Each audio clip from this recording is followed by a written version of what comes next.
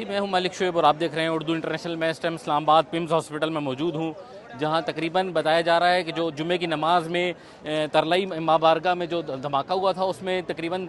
23 अफराज इस टाइम तक जहाँ भाग हो चुके हैं और 60 के करीब के जो ज़ख्मी हैं उन्हें पोली क्लिनिक और पिम्स हॉस्पिटल लाया जा रहा है, जिनमें से काफ़ी ज़्यादा की हालत नाजुक थी, जो कि मौके पे हॉस्पिटल लाते हुए रास्ते में जहाँ भाग हो गए हैं। बड़ी तादाद में इस टाइम एम्बुलेंसेज जो इस्लामाबाद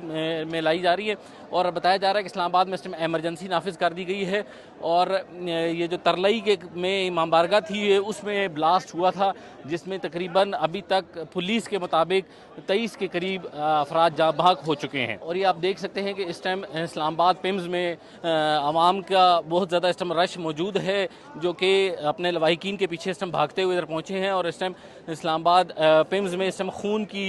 जो अशद ज़रूरत बताई जा रही है कि डोनर्स लाए जाएँ और यहाँ पर इस टाइम एमरजेंसी नाफिज कर दी गई है।